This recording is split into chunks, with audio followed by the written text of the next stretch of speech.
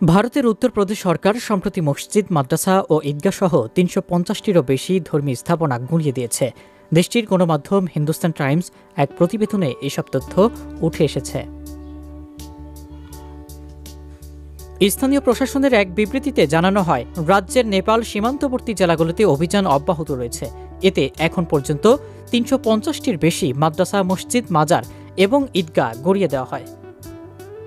মহারাজগঞ্জ, সিদ্ধার্থগড় এবং বলরামপুর, শ্রাবন্তী, বহরাইচ, লখিমপুর খেরি এবং পিলিভিত এই ৭ জেলায় অভিযান চালানো হচ্ছে। মহারাজগঞ্জ জেলার ফারেন্টি তহসিলের সেমরাহিনী গ্রাম এবং নৌতনুয়া তহসিলের জৌগলি গ্রামে নির্মিত দুটি তথাকথিত অবৈধ মাদ্রাসা ভেঙে ফেলা হয়। শ্রাবন্তীর ভিঙ্গা তহসিলের কালিমপুরওয়াতে সরকারি জমিতে নির্মিত একটি অনুমতিহীন মাদ্রাসাও গুঁড়িয়ে দেওয়া হয়। অন্যদিকে বহরাইচে বন বিভাগের জমিতে একটি মাজার অবৈধভাবে নির্মাণ করা হয়েছিল। অভিযোগ তুলে সেটিও উচ্ছেদ করে এই ভারতের সরকার। প্রশাসনের পক্ষ থেকে জানানো হয়েছে, এসব অবৈধ স্থাপনা ভারত নেপাল সীমান্তের 10 কিলোমিটার ভেতরে গড়ে তোলা হয়েছিল।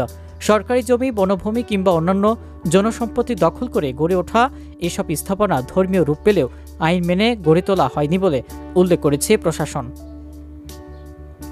উত্তরপ্রদেশের মুখ্যমন্ত্রী যোগী আদিত্যনাথ সুস্পষ্ট নির্দেশ দেন, ধর্মীয় স্থাপনার নামে কোনো দখলদারি বরদাস্ত করা হবে না।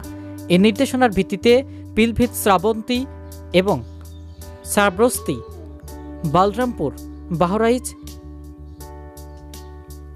উত্তরপ্রদেশের মুখ্যমন্ত্রী যোগী আদিত্যনাথ সুস্পষ্ট নির্দেশ দেন, ধর্মীয় স্থাপনার নামে কোনো দখলদারি বরদাস্ত করা হবে না। এই নির্দেশনার ভিত্তিতে পিলভিত, শ্রাবস্তি, বালরামপুর, বাহরাইচ এবং সিদ্ধার্থগড় এবং মহারাজগঞ্জ জেলার প্রশাসক ব্যাপক অভিযান শুরু করেছেন।